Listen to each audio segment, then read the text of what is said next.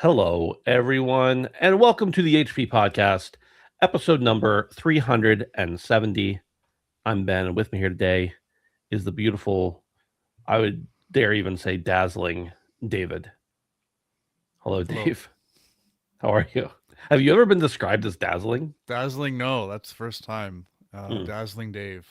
I think I'm gonna go with that as my. I'm kind of in like uh display name limbo right now, where like every time I start a new game that's online and I have to pick a display name, like Yeah, I had like CSF Dave for a long time, right. and then I had like Dave Lamcan for a while. I've been using Wavy Davy a little bit, but that one's tough to come by. I snagged it in the division yesterday. I'll talk about that later. Yeah. But Dazzling Dave, that could be a new one. Oh, it's a good one. I like What's the wrong with your old alliteration. ones? Like with CSF Dave, for instance? I don't know. You outgrew it. It's just three letters and then my name. It's kind of dumb. It stands for Canadian Special Forces. Yeah. And if you hear, you're like, oh, cool, you served? No, No, me I and just like liked it. three friends, we all had that same name for the original Ghost Recon, and then it just kind of stuck for a long time. But then I retired it, so I don't know. A funny kind of adjacent story to that. So most people know I ran for mayor. I was the mayor of my town. When I was running, I just was like on some political sign clip art page, and for my signs that I put out, use this emblem. And I didn't know why, but people just kept asking me over and over and over, did you serve? When did you serve? Where were you? I was like, oh no, because whatever emblem I picked was like slightly reminiscent of a military emblem, but it's not actually. But it looked enough like it that people mistook it as one.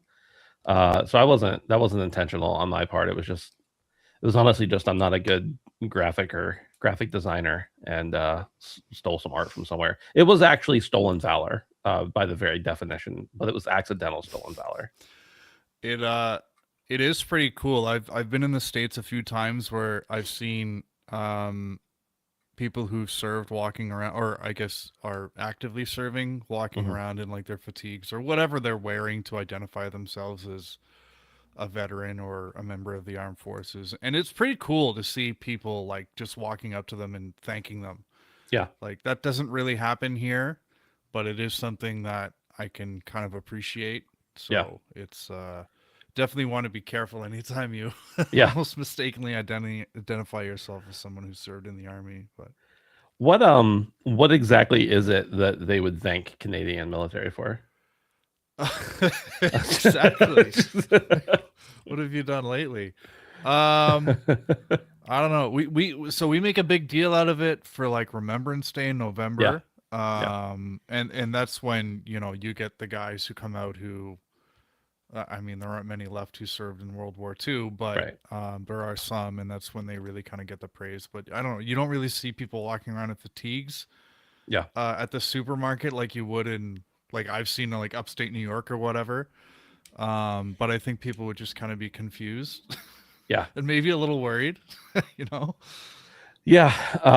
That makes sense. If you ever I do feel like even if you're totally law-abiding citizen, when you go somewhere and you see like a large group of military, or like that you can identify as military, there is a little bit of a oh, like what's going on? Yeah. Even if it's just because they're like on break from training drills or something like that.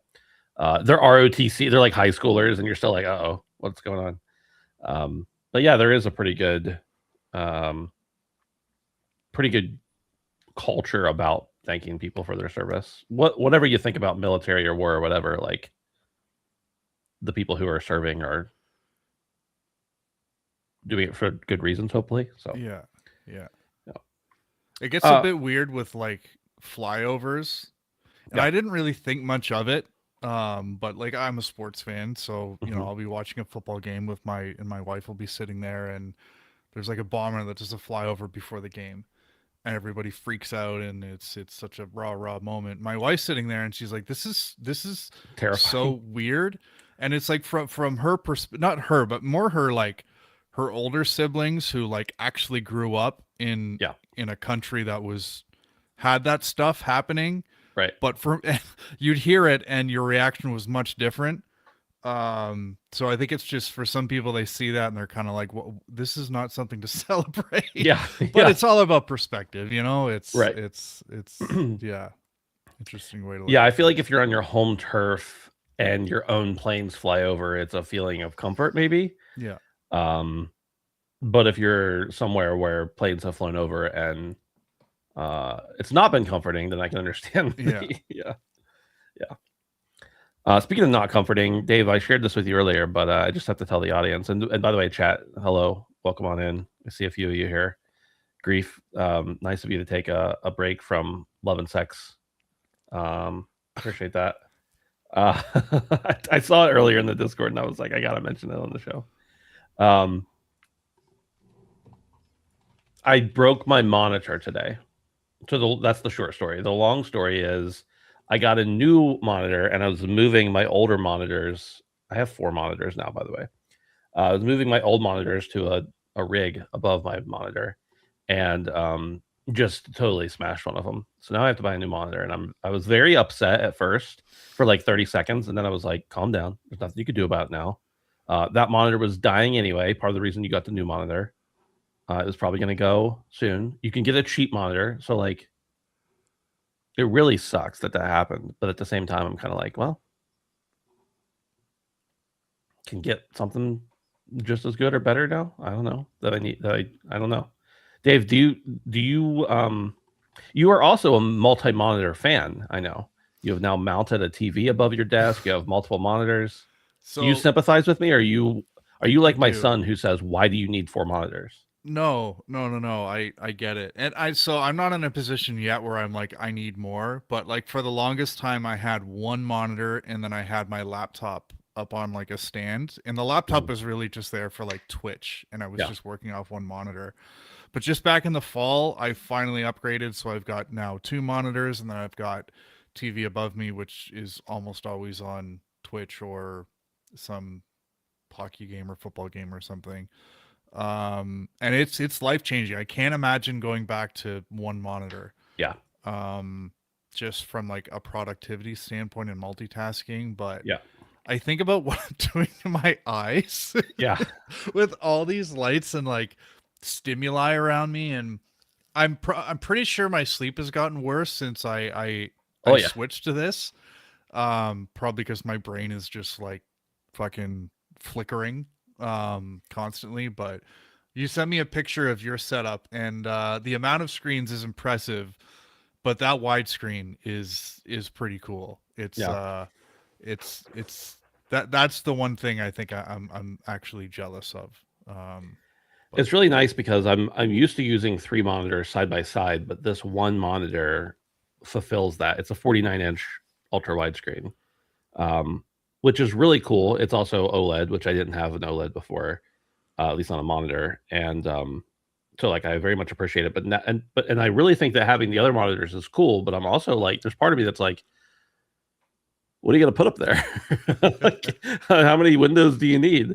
But I assure everyone who might be worried about this that I will find a way. I will find something to do. Ed Passapixel says we are also force screening it. It's really good to hear.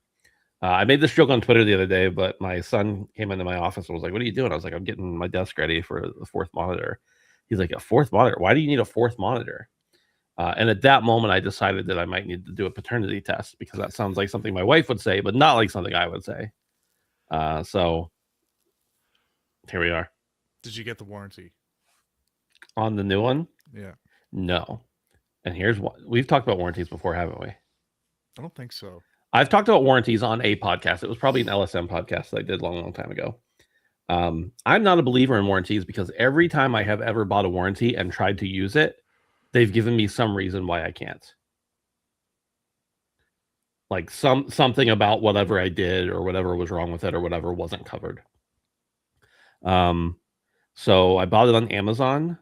And does the TV count in the 4 monitor setup? Yeah, absolutely. If you're using it as a It's a screen. monitor, yeah, it's a screen. Um, but they've always given me a reason. My dad, like 2 years ago, bought a TV and it just went. It just like went. He had bought the Walmart warranty, which I know isn't as good as some warranties, but it's a warranty. It's the only one that was offered, and it just like went out like after a week of using it. No damage, no nothing. And they were like, they told him they couldn't do anything. So he contacted the manufacturer. They told him they couldn't do anything. Every warranty I've ever gotten, big or small, I've ever had to use it, which is very few times in fairness, but they've never honored it. So this monitor has like a 3 or 5 year warranty. Plus, I bought it from Amazon, and they're almost kind of like the old days of Walmart, where you can pretty much, if there's something wrong, they'll make it right eventually. So I'm not too worried about it, but it did cross my mind.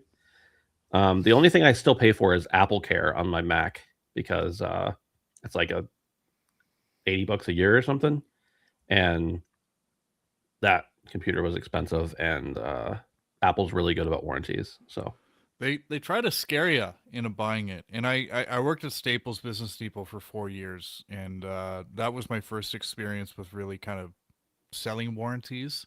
yeah, And I learned pretty quick that the reason that they push you so hard to sell them is because 99% of the time it's pure profit. absolutely. It's like Meaning that, insurance. yeah, it's not used, and when you attempt to use it, it's you get the no. But I think I'm with you. If it comes with a manufacturer's warranty for something that isn't like mobile, Mhm, I think I'm okay with your choice to not purchase the warranty on your 49-inch ultra wide. mhm. But yeah, I don't know. Yeah. It's Yeah, it's my favorite was the GameStop warranties. Oh yeah. I think I bought one once, and I don't remember why I did, but I did. And it's the stupidest thing. Like, Yeah. but they hammered it home every time, which means that people were buying them, scared parents were buying them, and the Right. profit added up over the years for GameStop. I'm sure it did, and I remember always turning them down. Maybe I don't even know if I did it one time, but I remember thinking like, what could possibly go wrong that I would want a warranty for on this game? Like, what is it that I would be getting warranted? I guess the disc could break. I don't know. The game is if the game doesn't work, a lot of times if it's on a mass scale, they'll take it back. But other than that, you're out of luck. You buy the game, you don't like it, too bad. Yeah. That was always my thing. I was like, if I take this game home and it doesn't work, I'm bringing it back, and Right. they're going to take it by and large. So, Right. what other situation would this actually be of use to me? Yeah. Don't buy warranties, people. Agreed. I guess car warranty is the one, but that's always just kind of there. Yeah, it's like the manufacturer's warranty is good enough for me on most instances.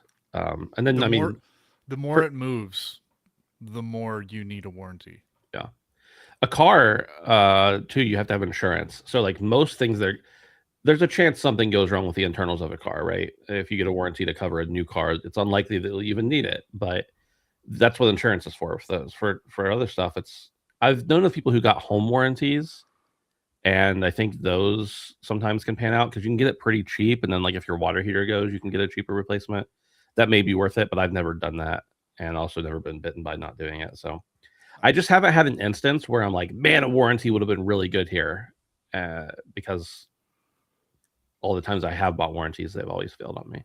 I bought a My first warranty Apple Watch that I bought the Apple Care on, and I've been a believer in Apple Care ever since then because I've I heard literally that, yeah. fell and smashed it, and they were like, "Cool, send it back. We'll send you a new one." And I had it in like a week, and it worked. Like it was accidental. It was my fault, Right. and they still replaced it. Yeah. Yeah, the more it moves. A phone, that's a good warranty purchase. I bought a warranty on a dishwasher. Now that doesn't move, but it's Yeah, got lots of moving parts. And the more complicated and like convenient they've become, I bought an LG. Uh, I just kind of decided that yeah. that was a good purchase. Few comments about warranties in the chat. Radix says, "Aren't you guys too upper class for warranties?"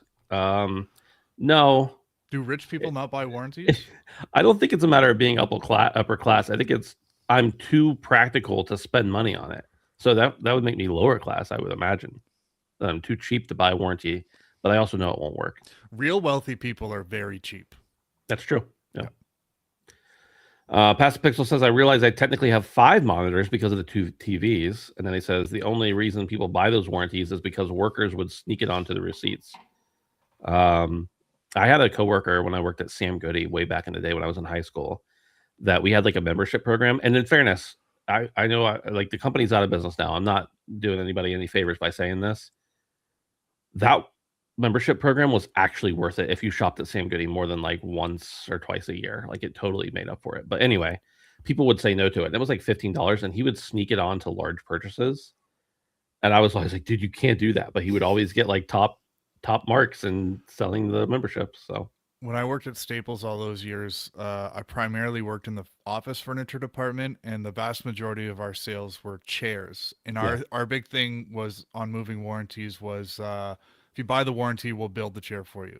yeah, And 90% of the time, that was like, okay, sure, I'll just throw it in my car and I get a warranty, and we'd right, spend an hour building it. It's perfect. yeah, But they weren't buying it for the warranty; they were buying it right, for the, because you're building your chair for them, and they don't have to worry about all the garbage and shit like that. right, And yeah. yeah. Um, yeah, that's definitely a thing. It's like Home Depot. I've seen before, like when I've gone online to shop at Home Depot, they have like have an expert install it. I think Amazon even does that for some stuff, like have an expert install it, and it's like an object that doesn't need installed. I'm like, what are you gonna come in and open the box for me? I don't know. Grease says I've had warranties from Walmart and managed to get them to work since they seem to be through a Shurion, same as Amazon. What tends to occur though is that the product breaks after 2 years. Yeah, so it's just totally worthless. Um, They yeah, definitely factor in planned obsolescence and the average time it's going to take for the thing to break in the warranty. absolutely. Yeah. They have some like crazy what's the word I'm looking for? Um some accountant guy. What's the word? I don't know the right word. Some insane guy with math who's like figuring that stuff out for sure. Knows exactly how long it's going to be. Yeah. On average. This has been a rant, and we appreciate you guys sticking around. By the way, Brandon is usually here, our third member. He was not able to make it this week, but we will see him next week, hopefully. In the meantime, you can hang out with us on Discord at handsomephantom.com/discord, or you can go over to Patreon at patreon.com/handsomephantom and hang out with us there. If you want to go to Discord, it's totally free. Just come hang out with us, talk and chat, whatever. If you want to go on Patreon, you can get ad-free early access for the audio version, or you can watch us live here on Wednesday nights at 7 p.m. Eastern on the Ben is Handsome or the Handsome Phantom channels. That's about it. That's all the pitches I got. Past Pixel says, by the way, Best Buy Total is the GOAT if you have Apple Care. Best Buy Total is $180 a year. Apple Care is $14 a month. Keep that in mind with the next upgrade cycle. I do agree. The new Apple Care I don't love. The Apple Care I still have for my Mac is like a yearly payment. It used to be when I got my first Apple Watch, I paid like, I don't know, $160 or something like that. Or maybe it was less than that to cover it for 5 years. And I ended up replacing it once when I broke it. I ended up replacing it a second time just because the warranty was almost up and I wanted them to replace it, and I paid nothing extra. But I think Apple Care has more moved on to the subscription model now. Dave, should we talk about some video games now, or just keep talking about like whatever we feel like? Let's do it. Okay. Metacritic, the good, the bad, the ugly, right? They came out with their 16th annual game publisher rankings. The publishers are ranked from worst to best in the gallery based on a point system calculated according to the following 4 factors: average Metascore for all games released in 2025, percentage of scored points with good reviews, or products with good reviews, percentage of scored products with bad reviews, number of great titles, and it goes like this. We don't want to go through all of them. Do you want to go through the top 5 or so? Or just where do you want to go? If you go down to the bottom, you can just kind of rattle off like the top 5. Yeah, let's do that. According to these rankings that they set out, Square Enix got number 1. Last year they were number 6. Their average Metascore in 2025 was 84. They had 19 products with 9 titles, 100% good, 0 bad, 1 great game, and their best 2025 game was Final Fantasy VII Rebirth. Gamir Games, don't know who Gamir Games is. They did Absalom, but I don't know what else they did. Previous year's rank 6. I don't know, how did that work? They got 6 and so did Square Enix. Maybe they were tied. I don't know. They had 5 products, 5 titles with an 82 average Metascore, 0 great games. Okay, mind you, they were able to pull it off with no great games. And yeah, their best game was Absalom with an 87. Radix says the PC version of Rebirth. Technically, that is true. It is the PC version. Did it score higher, Radic, than the PS5 version? That'd be shocking to me. Not shocking, just unusual. Capcom came in number 3. They were number 2 last year or the year before. Their average Metascore was 83. They had 93% of them were good, but 0% were bad. One great game, which was Monster Hunter Wilds, came in at 90. That game really had a fall from grace, didn't it? People started hating on that game pretty quickly. Thunderful, one of my personal favorites. They weren't even on the list the year before. They had an average Metascore of 78 with 10 products, 6 titles total. Their best new game in 2025 was Islanders New Shores. Radic says 92 on PS5, 90 on PC. Okay, so that was 2024 when that came out on PS5, 2025 when it came out on PC. I got it. And then Dave, big shocker here. Number 5, Microsoft. With they bumped up. They were at 9 before. They moved up to number 5. Average Metascore of 80. Best 2025 game, Forza Horizon 4, Forza Horizon 5 for the PS5. It was pretty good on Xbox as well, to be fair. Honorable mentions: Take-Two Interactive, Sega, Electronic Arts, Dotemu, and Raw Fury round out the top 10. Dave, what do you make of this? Is this line up with your experience personally? I saw this story, and I the only reason I had to click it was because I wanted to confirm that Capcom was number 1. I just think Capcom can do no wrong, and I've said that before. But they weren't number 1, but they were close. And apparently Metacritic's been doing this for 16 years, and I don't know, it just hasn't been on my radar before. But I really like this. It's a bit of fun. It's a very analytical ranking based on completely subjective opinions. Or subjective, content. So, it's fun to see this. And the past winners, 2025 Sega, 2024 Capcom, 2023 Sony, and so on. Ubisoft was in the top 10, believe it or not. And it kind of made me reflect a little bit. I'm sorry. I'm going to talk a little bit about Ubisoft in the show. It just happened. Please do. But I think their 2025 was a nice step forward after their pretty shit 2024. So it was good to see them in the top 10. I think they got like number 9. They got number 11, actually. Number 11. Okay, sorry. Close to the top 10 is what I meant to say. Hey, their best scoring game, Avatar Frontiers of Pandora. The DLC From the Ashes. Oh, it was the DLC? Yeah. I didn't even catch that. 2024 was the previous year, but they had Assassin's Creed this year, which was pretty good. Anno was a big one, Prince of Persia. So I think they kind of had some safe bets this year, safer bets, and they're shaping up to hopefully have another strong 2026. But it's nice to see them there. Microsoft, I thought, was funny because their 2 best games from a Metacritic standpoint were both PS5 releases, with Forza Horizon and the DLC for Indiana Jones. Yeah. And then the notable thing for the Square Enix is in 16 years, that was the first time they ever ranked number 1 on that list. Yeah. You'd think one year they would have got it, but good for them for finally getting on there. So yeah, it's a bit of fun. The list is really long. So if you check it out, there's like over 30 rankings.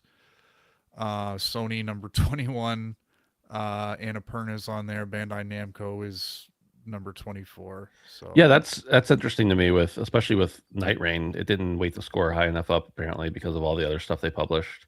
Annapurna, I think they were number 10 the year before that. They were number 23 last year. Yeah. I don't know for sure, but it seems like it may have had something to do with their entire staff quitting because of some leadership changes and everything.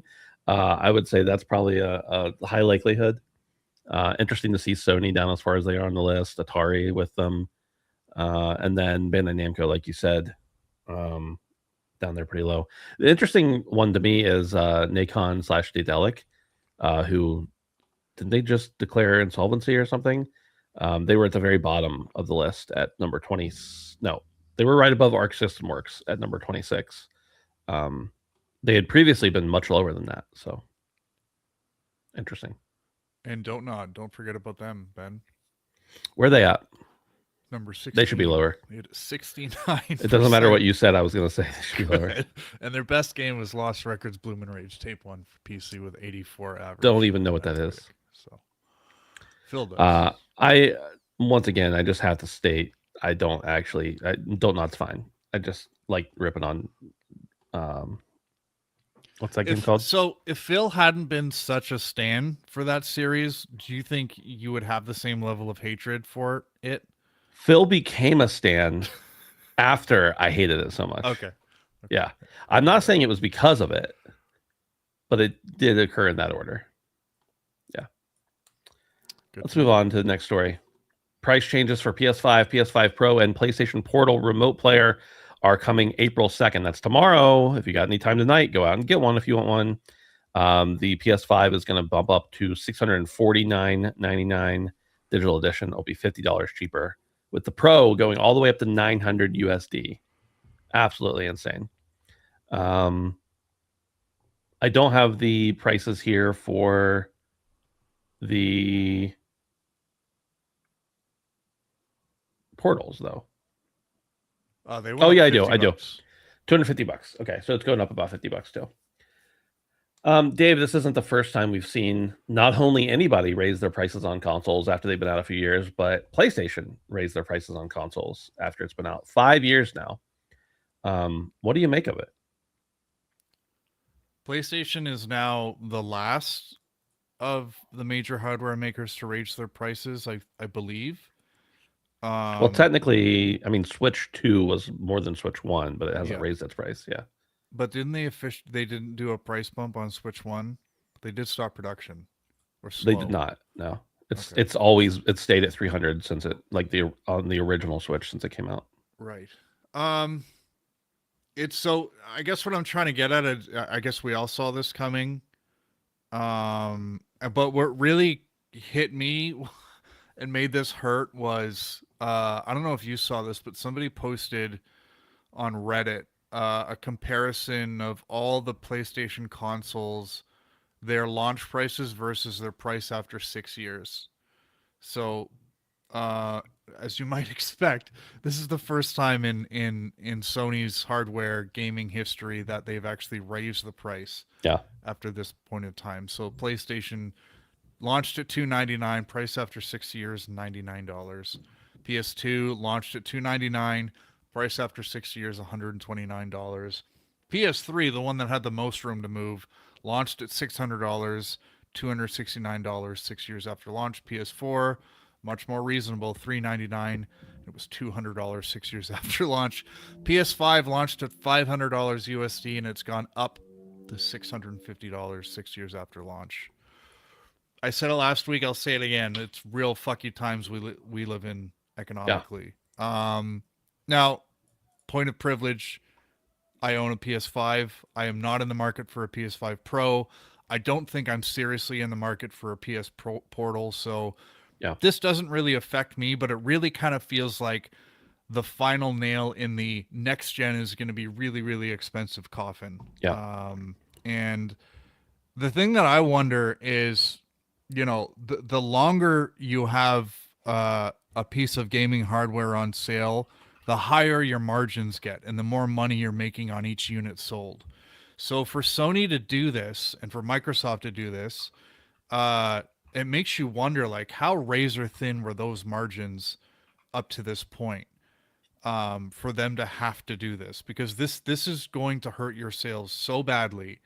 And you hope that you have enough adoption rate that it's not going to really kind of, you're not going to lose too many sales. But, for them to do this, they must not have been making anything off of each piece of hardware that they were selling at the moment. So it's wild to see production costs kind of either stay flat or even go higher as we progress through a console generation. But I think at the beginning of the cycle, we had the memory shortage because of COVID, predictably.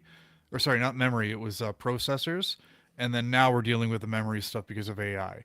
Yeah. So it's kind of a nightmare scenario, and it's really, I don't know, Sony, Microsoft, Valve, they got to be working real hard to make sure whatever they put in front of us for next gen is really, really, really going to justify that price tag. Because, you know, I've been saying for a long time it's starting at $1,000, but Yeah. are we talking 1,200, 1,500 USD for these things? It's going to be big. Is that screaming on my end or your end? It's on your end. I was like, what's going on in my house here? Okay. Hopefully all is well. Yeah, it's kind of insane. And if you like in the past, we've talked about like, oh, well, yeah, that console costs, I'm making up numbers here, $300 in 1996. And now our consoles are $1,000. Like at least there was an inflation calculation there. When the PS5 came out in 2020 and cost $500, according to the usinflationcalculator.com, which is the source that it comes off of the US government CPI data, et cetera, et cetera. It's accurate, is what I'm saying. $500 in 2020 is $631 now. So it should still cost more than it did when it came out, assuming that costs haven't gone down to make the console. But it's way more now. And that's pretty startling information for sure. It's no longer just actually that's kind of close. It's within $20, but it's no longer just the amount of inflation year over year. It's actually that these parts are way bigger, way more costly.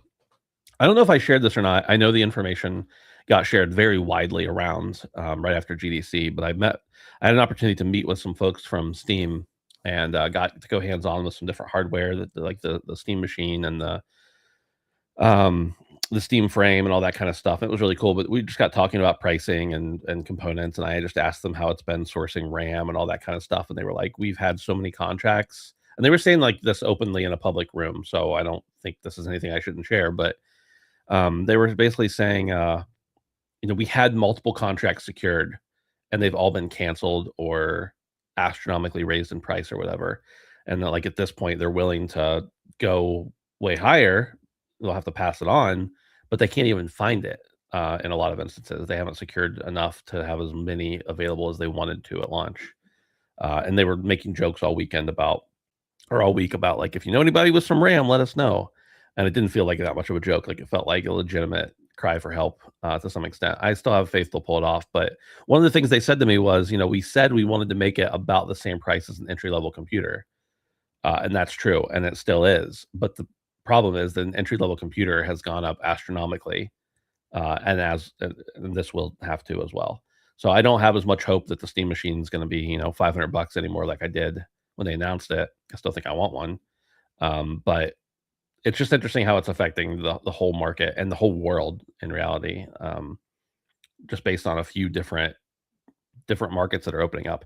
I'm trying to think of other times that has really happened. Like I would imagine that oil went up tremendously when the car was invented, but I don't know what past that you can really think of on a similar scale. And I'm just guessing that. I have no idea. So interesting to think about for sure. Anything further, Davey? No. Negative. I wondered, did I wait too long to buy a PC? Like if I go to Costco right now, they generally have pretty good pre-builds. Am I fucked already? I would say if you had bought it in December, you'd be in a better spot than you would be now. But if you wait until this December, you'll be in a worse spot. That's true. Yeah. I'm not going to do it. The best time to buy a PC is now. The next best time to buy it is tomorrow. Oh, wait. The best time to buy a PC was 6 months ago. The next best time is now. That's how the saying goes. Speaking of switching around price hikes and all that kind of stuff, Nintendo is going to charge less for digital Switch 2 games. This comes from The Verge. I also just want to point out, I like or don't like already how they're flipping this. It's not that they're going to charge more for physical games. They're going to charge less for digital games. I don't know how I feel about that. I'm just going to say it. The digital copy of Yoshi and the Mysterious Book costs $59.99 instead of $69.99. Nintendo's planning to start charging less for digital titles exclusive to the Switch 2 starting in May, the company announced on Wednesday. The new pricing is already in effect for Yoshi and the Mysterious Book, which costs $59.99 to pre-order a digital copy and $70 for the physical version. In its announcement, Nintendo says both physical and digital copies of its Switch 2 games will offer the same experiences, adding that the price change simply reflects the different costs associated with producing and distributing each format. It's not clear if Nintendo is tweaking prices in other regions, however, as Yoshi and the Mysterious Book is still priced around $55, $56 in the UK version of Amazon. Nintendo notes that retail partners set their own prices for physical and digital games, and pricing for each title may vary. Now, Dave, I've always been a little confused and actually kind of pissed off that digital gamers are paying, even though I'm not a primarily digital purchaser, that digital purchases cost, when they're new, the same amount as physical, because you know that the physical copy had to have cost more. Even if it's pennies, it's costing something to produce it. And it's always felt a little bit weird to me. And then the savings come in if you care to buy a game after it's been out a little while, is that physical copies will usually go on sale, whereas digital copies, it takes a lot longer for them to happen, especially with Nintendo, although you don't really get many sales physical or digital either way. But generally, a year after an Ubisoft game comes out, you can find it for $20 in the Walmart special pricing rack, whereas it's still $60 on the PlayStation Store. So there's that. But this is interesting. I don't really think I have a problem with it, even as someone who does prefer physical. But what do you think? I know Switch is your only console you have physical. How do you feel?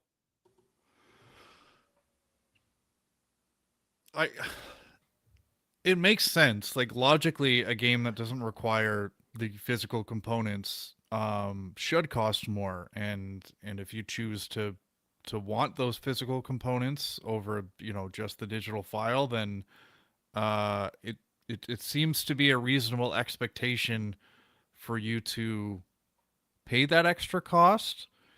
But I think it's important to, I know it doesn't really make people feel any better, but like it's not that the physical is getting the price increase, the digital is coming down. And I know that doesn't make it feel any better, especially if you're primarily a physical purchaser, but I do think that piece of context is important. I want to interrupt you real quick to Okay. point out we've only had 2 or maybe 3 games on the Switch 2 that have cost $69.99. So it still kind of feels like the price is going up on physical because there haven't been that many with it. But I agree with what you're saying. It technically, the last 3 games were 70 digitally or physically. Yeah, so the timing of this relative to the game's price increase overall is not great, but let's be naive and look at this in isolation and say, okay, this makes sense. But to speak to your example of discounts at retail for physical, I've actually seen the opposite, and I've started to play a fun little game where I will go to a Walmart and I will peruse down to the video game section, which is always way at the back. And over the past several years, it's gotten pretty sparse, and you can tell that the attention from the store merchandising standpoint to these areas has really kind of gone to the wayside. Like they've really started to shrink.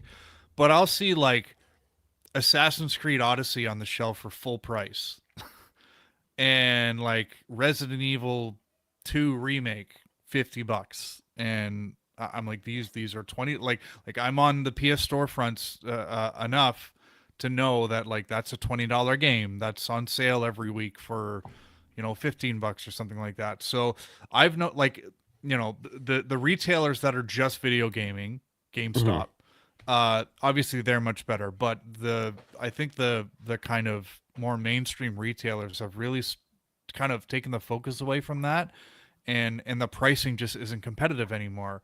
So like for me, that kind of stuff plus lack of availability, I've had a lot of GameStops close in the neighborhoods that I've lived in, and it's just gotten so much easier. Plus the discount, the variety of discounts and sales on digital is so much better. So it's just like I like having the box, and I like kind of having that little display or whatever, but it's just like if I can get the game for $20 rather than 40 or 50, then why am I not going to do that? You know? Yeah. Um, That but may have yeah, changed in recent years because, I mean, in fairness, I haven't really paid that much attention in the last few years, mostly because I've been primarily gaming on Steam. But it definitely used to be the case that I could walk into a store and find the game physically for $20 and it would still be full price on the store. But yeah, I believe what you're saying. and you know what I miss most from that? I know I'm kind of getting off on a tangent, but I'm going to be nostalgic for a minute. But the bargain bins Yeah. have all but gone. And that's really what kind of hurts because that's where you would find like the gems. Hmm. But I think with these digital storefronts, that's one of the things that have really been killed.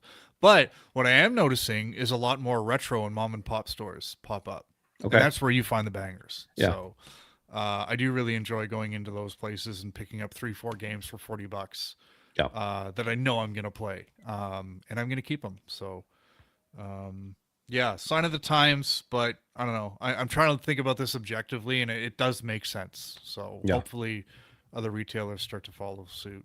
Um, but we'll see. Yeah. I guess so. Next up, I've just lost my screen. There it is. I don't know how I lost this giant screen, but it disappeared. I'm still getting used to the layout. The division. This is according to GameSpot. The Division 3 losing top boss is no big deal. Ubisoft says confirms Division 2 won't go free. Ubisoft's The Division 3 is moving ahead without executive producer Julian Garrity, who recently left the company to join EA to work on the Battlefield franchise. At the time, Ubisoft told fans they needn't worry about the Division 3 losing him, and now senior producer has, I'm not going to try to say his name, Frederick, has echoed that sentiment, saying the roadmap for the Division 3 had been planned and secured for some time already. Quote, Julian's departure isn't a distraction. We're happy for him and obviously sad to see him go. He was a friend. But as far as the Division 3 goes, we have our future and our roadmap that is already secure, and we know exactly where we're going and what we want to do. The Division 2 creative director Yannick Bonachera, I don't know, went on to say that he has zero doubt that Division will remain popular for at least another decade. It's all about having happy players and a thriving community. That's the main goal. If we have that, then eventually we'll be able to grow the player base and have a strong and thriving community when the Division 3 releases and continues growth from there. Dave, you mentioned earlier something about the Division. I assume maybe that's part of what we've been playing, but I know you're a Division fan. I have been wanting to get back into the Division 2, which maybe we should set that up. But how do you feel about this? Julian Garrity was kind of I don't know if he was the brainchild of the division, but he was there since day one, and I felt like the wording here was a little bit disrespectful and backhanded Yeah. for saying like, don't worry about it, we don't need him. Um, so I don't know. I wasn't crazy about that, and I know they're crass Frenchmen, so maybe it was just kind of translated poorly or it came Sure. off bad. But I think uh, what it does suggest is Division 3 is closer than we think. Hmm. If they're saying, yeah, having our executive producer leave at this point in the project is not something that's going to hurt us, and we already have a roadmap, that kind of suggests that maybe this is coming within the next 12 months. So that's a nice little hint that this story suggests.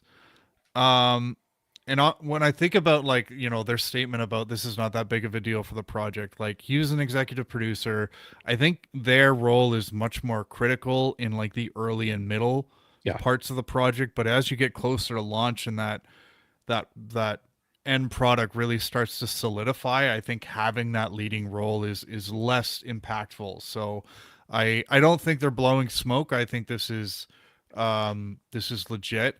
And I also think that Massive has done a really good job with Division 2 and the franchise as a whole. They have built a very strong core player base, and Division 2 came out several years ago. So we haven't talked about it a lot, but its stock has never been higher. It's doing real well, and that's just because they've done such a great job of growing this franchise and growing the Division 2 and giving the core players what they want. So, that's a really good recipe for being able to have a successful sequel. So, And it's also cool that like for the games as a service genre, this is really unique to have, you know, three entries. Normally we just get one that keeps kind of growing and growing and growing. But I think for them to be committed to having another entry, full born entry in the series is really cool. So I'm excited about this. The player counts do not lie. They've been solid for a long time, and they've only recently peaked. So I don't know. Division is doing no wrong right now, and they just released a mobile game, which we'll talk about in what we've been playing. But yeah, I'm despite Julian Garrity's departure, I think you know we have reason to be excited for what's coming next from Massive. You just reminded me. I'm literally going to download the mobile game right now. Hell yeah! Give me a second. I totally forgot it even came out. When did it come out? Yesterday, Okay, 10 o'clock Eastern time. it's downloading as we speak. Um, Dave, I agree with all of what you just said. I haven't been as into the series as you have, but I've respected it for a long time. I had a lot of fun playing the Division 2 when it first came out, and dropped it after I had completed most of the base content that was there.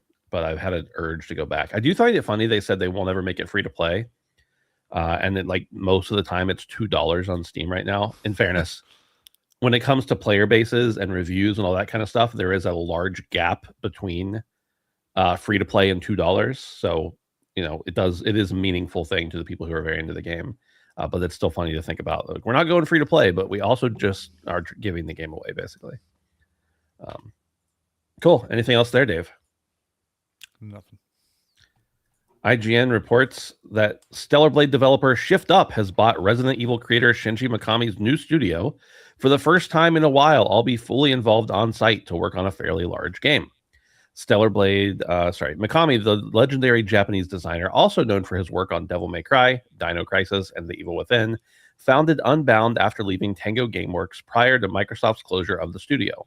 The Hi-Fi Rush developer has since been acquired and reopened by PUBG owner Krafton.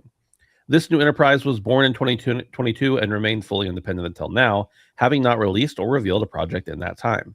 Speaking in an announcement video, Mikami teased that he was working on a fairly large game, insisting, "We're going to create a masterpiece of a game. I've come to see my vision and ideals more clearly, and I don't think I've ever been in a situation where, as a creator, our wavelengths and direction align this closely. So for as long as my career continues, I would really like to keep working together." According to a post on ShiftUp's website, Unbound is currently developing original PC and console-based IPs targeting the global markets. Dave, this is interesting. Shinji Mikami is obviously a legendary name and has worked on some of the greatest games and franchises in recent memory. I think it's pretty cool that somebody saw some promise there, and that they're going to be working together. And Shift Up seems to be probably poised for a decent next game. I know that Stellar Blade wasn't their first game, but it was their first like mainstream market game. So to see them move on to something bigger and maybe even something with Shinji Mikami is pretty cool. What do you think? Yeah, I mean the first thing that came to mind for me was with all of these promising studios or studios with actual pedigree being gobbled up by like Tencent and Embracer and even Krafton, which was mentioned in the article there. It's nice to see one that actually kind of feels good. Yeah, And I think Shift Up and Shinji Mikami feels really good. yeah, So Shinji Mikami with Tango, I guess the last game he really worked on was Ghostwire. yeah.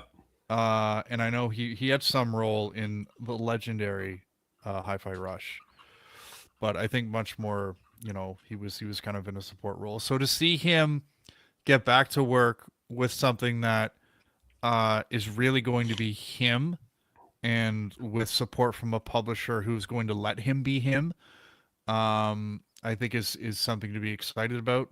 So hopefully we get to see whatever they're working on soon. But yeah, Shift Up, Stellar Blade, Shinji Mikami, it just kind of it rolls off the tongue. It sounds good. It That's sounds like right. it works. So I recently kind of got into the Devil May Cry series. I haven't finished playing all of them yet, but I kind of have a new respect for the man and some of the work that he does. And with Shift Up kind of cutting their teeth and breaking onto the scene with Stellar Blade, it again, it just feels right. Yeah, agreed. Well, Dave, do you want to move on to what we've been playing? I didn't fill mine out here. I'll do that while you're talking. Sure. So I guess I'll start. Yeah. I've mostly been playing more of the Ascent. Nothing new to say there, except that I'm almost done the story, and I'll be moving on to cleanup so I can finish the platinum for the Ascent. Um, I haven't. So Division Resurgence came out yesterday on mobile, and I didn't get as much time to play as I would have liked. So I'll probably reserve more of my thoughts for next week when I have more time into it. But I guess my initial thoughts are the good is they nailed the feel. It's just like with Destiny Rising, where it didn't feel like something that wasn't Bungie. This feels like a Division game where, the cover shooting feels on point. The skills feel very Division, though they're somewhat different. So there's new stuff to play with. The shooting feels great. The inventory management feels great. And everything's kind of scaled to mobile, which I think is key. So there's little tweaks here and there that make your inventory management easier on your phone, whether you're using touchscreen or I'm using my controller. Yeah. So yeah, that feel right off the bat is good. Um, I love that we're back in New York in the winter. I love the Division 2, but there was something about that winter Manhattan Yeah. feel that was really kind of lost, and I think a lot of people feel that way about the Division 2 from like a setting standpoint, so it's cool to be back. It's set shortly after the events of the first game. You meet Lao, which if you play Division, she'll be a recognizable character, and she kind of gives you a rundown of like all the different like factions that they ran through as part of the first game. And you're sort of picking up the pieces after that. So it's kind of cool that you're seeing some new lore on the Dollar Flu and kind of the rebuilding of Manhattan in the United States after that in Hmm. the aftermath. So it's cool that way. There were some new gameplay mechanics that have come across in kind of the early stages. Like there's a mini game where you have to like defuse a bomb, and that's not the kind of thing that you would have done in the main game. So I like that they've experimented with and it uses the touchscreen controls. So they're using the platform to try some new stuff. It's nothing like doesn't get in the way. It's nothing silly, but it's just something a little bit different. So I like that. Um, and yeah, I think again, haven't spent much time with it, so hopefully I have more to say about the systems and kind of the overall gameplay loop. I will say that for the bad, I've had a lot of technical issues. I've had a lot of connection drops. Um, I've had moments where a whole bunch of assets or enemies won't load in, or like missions will just kind of glitch out and I have to restart the game to get to the checkpoint I'm supposed to be at. Um, yeah. So just some technical stuff that I don't know if it's fair to say that it's to be expected on day one of a game like this, because Yeah.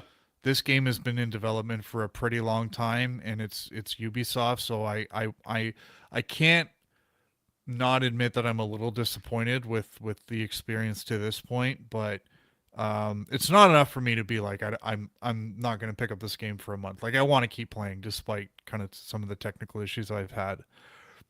Um, so yeah, I mean, as I said, haven't had a whole lot of time in it, and I'll probably speak more on it next week, and hopefully you'll have tried it out too, and you can speak to it. But Yeah.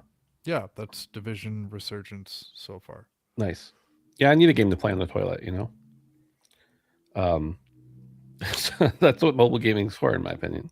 There you go. Um, cool. Yeah, that sounds good. I'm really interested in the different mechanics, like you mentioned what was the bomb defusal game. I'm interested to see how that works out for sure. I've been playing a few different things. One I just played for oh my goodness, Boots just gifted a bunch of subscriptions. I don't even know how many. It's not telling me how many. Looks like 5, 10, maybe way more. I don't know. They just keep Boots. going. Wow. Boots, thank you very much for that. We appreciate it. Thank you, thank you, thank you. I really hate that it's not telling me how many because they just keep coming in. This seems like a thing that was too nice, Boots. 20 gift memberships. Thank you, Boots. I appreciate that very much. You've been around for a long time. We don't see your name in chat very often, but I know you've been here. So appreciate it. Thanks for that. It's so weird, by the way, because like I'm used to streaming. I've streamed plenty in the past, and like getting subs and gift subs and stuff like that is always nice, but it's you're accustomed to it because you're expecting it. But like when you're just doing a podcast, like I'm literally just sitting here talking to Dave about video games, it's really weird for gift subs to come in. So very much appreciate it, Boots. Thank you very much. That's huge. We appreciate it.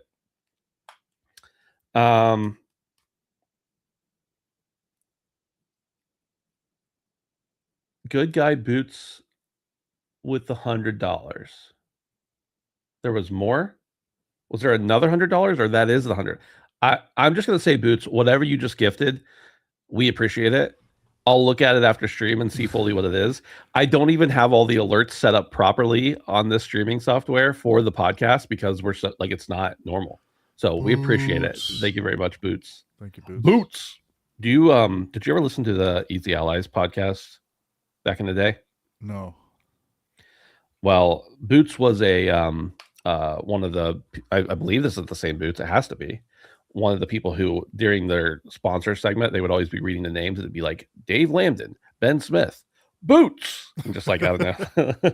So appreciate it. Dice with Death is a game I've been playing. I've only played a little bit of it last night. It's a roguelike deck builder essentially. But instead of cards and you get items and stuff like that to build up your inventory. You're playing a game of dice with death. There are multiple characters that you can play with, but you roll dice, you bank the ones that count, and then if you continue, if you get all 6 dice that match over however many turns, then you bank those and you do it again and hit them with all of your excuse me. I'm all choked up about Boots.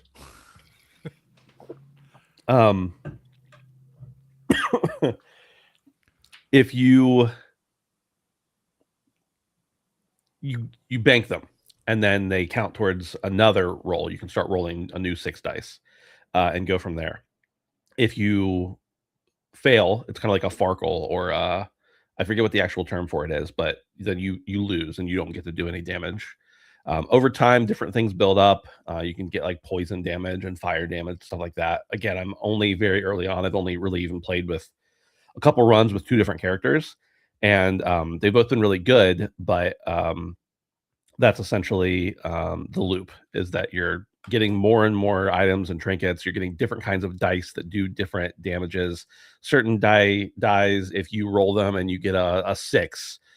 It instantly grants 3 poison, or certain ones, if you roll them, you instantly, if you roll a 5 on this particular dice that you've added to your inventory, you get a bonus dice that comes out. So lots of cool mechanics. I've barely scratched the surface of what I'm sure is a very deep game, but it's called Dice with Death, and it's pretty cool so far. So I will continue to check it out and let you know. You know I'm a sucker for these types of games, these like endless runs, try them over and over, roguelike kind of things. I don't know why they appeal to me so much. This one in particular appeals to me, along with many of the other ones, because like you can just do a little bit. You can just play it for a few minutes and put it down again if you need to. So, taking a little break for lunch, pop in for 10 minutes, do a run. Maybe a run takes a little longer than that, depending on how well you do, but it's pretty cool. The next thing is Crimson Dessert, as I typed again.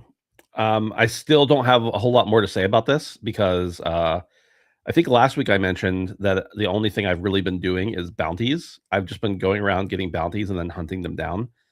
I only got to play a few hours this week, but that is what I've continued to do. I've just been doing the same thing, just running around getting bounties off of light posts and different places that they're hung up in town and then hunting down the bounties. I don't know why I'm stuck on doing that so much, other than that it's really good money in the game. I don't even know if money is that important because I haven't explored that much. But I'm very much still just enjoying doing that and not much more. Then two games, mobile games. You guys know, as Dave has mentioned before, how we're such big, large mobile enthusiasts here on the show, and that is becoming less of a joke and more reality as we move forward and get older. I think have children who consume our times, consume our time. But I've been playing two games. One is called Horizon Chase. We talked about Horizon Turbo, I think it was last week. Was it Horizon Turbo? The Horizon game that Epic had a part in. Horizon Chase is similar to that as a spinoff. It is very much a racing game that is built for mobile, and it's really built for touchscreen. I've been playing it with my new controller, the Snap MCon, as I talked about last week. But it's a lot of fun. It's pretty challenging as well. You're racing. You're not only trying to get first place, but also to gather all the collectibles in the game at a certain time, and that's the only way you can 100% the level. Because the AI is racing against you just as competitively, you kind of have to do a track a few times before you really know where all the collectibles are, so that you can run over them. The strength and the strength and the weakness to this game, in my opinion, is the fact that oh my goodness, the strength and the disadvantage to this game is that because it's a mobile game, because it's meant to be played, it can be played with touchscreen, is that it's very forgiving.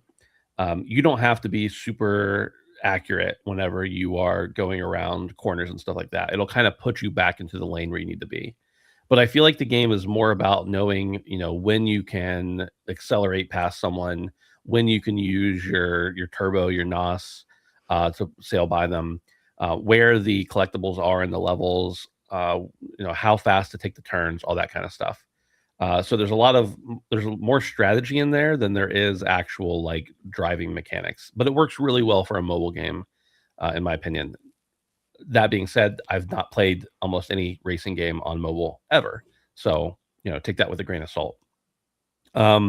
It's a free to play game. There's lots of add-ons that you can buy for more tracks and stuff like that. I'm still working my way. I don't know. I've put in quite a few hours. I'm still working through the free levels that you get. I think you get like 30 or 40 or 50 or something like that, free levels. But I've also been playing them like I play through them, not only try to get first, but try to get all the collectibles and 100% before I move on to the next one. So that's a big part of it. As you complete different tracks and bonus levels and stuff like that, you can unlock cars and upgrades and everything like that for your car or for your character. So it kind of gives the game a good bit of longevity. From what I understand, the Horizon games we talked about last week on the show are available on Apple Arcade. So once I finish this one up, I'm probably just going to get Apple Arcade for a month or two, see how it goes, and check that out. They're licensed cars, real cars, are they? Are they Yeah, in Horizon Chase? Yeah, They don't detail that in any like strong way. I don't really see like logos, but Yeah. I clearly saw a Lamborghini and I clearly saw a Dodge Viper and an NSX. It never occurred to me that not only are the logos trademarked, but the actual car designs themselves probably are too, right? Yeah, that makes sense. The other game I've been playing is called Rocket League Sideswipe. I played some like regular Rocket League back on the PS4, and then on PC, I played, I don't know, a decent little clip of it.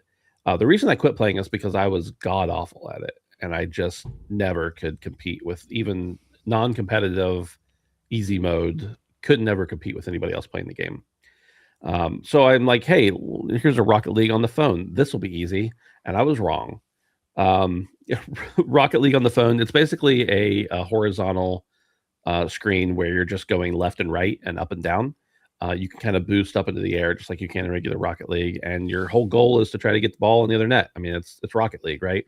But it's really interesting because they're live matches, so you're actually playing. You can play against AI as well, but you're actually playing against real people who are playing. And man, the amount of stuff you can do with if you're playing on controller, the left and right joystick, and then the A and B buttons or whatever they are on my controller to boost up into the air or to just hit the turbo is insane. So there have been most of the games I've played, which is probably about 10 total, I think 8 of them I got completely destroyed. I totally was a miserable failure and maybe scored 1 or 2 points as opposed to like 5 or 6 on the other team. And then, okay, so that's growing pains, whatever. There was one game where I did eke out a win, but it was not a pretty win. It was like by 1 goal. There was another game where I had 30 seconds remaining and I was down by 6. And I somehow came back and won the game in overtime with 7 points with only 30 seconds remaining. And it was really funny because the guy I was playing against was just like using the pre-built emotes that they give you, like the one that's kind of it's kind of a mocking emote, and he was just doing that over and over and over. And then I proceeded to score 7 unanswered goals in like 40 seconds total, including the overtime on him. And that felt really, really good considering that was my actual first win. So I still don't know if it was if the game just like something took over and controlled the car for me, because nothing clicked because I kept losing again after that. But it's a lot of fun. I don't know if it's something I'll stick with. I'm not Rocket League for whatever reason. I feel like I'm really good with, timing and with understanding angles and all the stuff that you need for Rocket League. And I've just never been good at Rocket League. So I don't know if I'll stick with it or not. I'm not interested in getting my butt beat constantly, but it's been a little bit of fun just to test out the new controller. And that's pretty much it for me. That's everything. I've just been, honestly, there's been a few nights in a row like this week where I've just like not played anything until maybe 1 a.m. Lockmort and Justin and Brad will roll online and ask me if I want to play a little bit of Overwatch. I hop in for a few matches and then we quit. And that's kind of all I've been doing, just kind of working and tinkering around with stuff. Cool. Yeah. I'm glad your mobile controller is getting some work. Dave, after that show last week where was it on the show or after? Brandon asked me about the controller and he looked it up. The reason I bought a white one. The controller comes in 2 colors. It comes in white and black.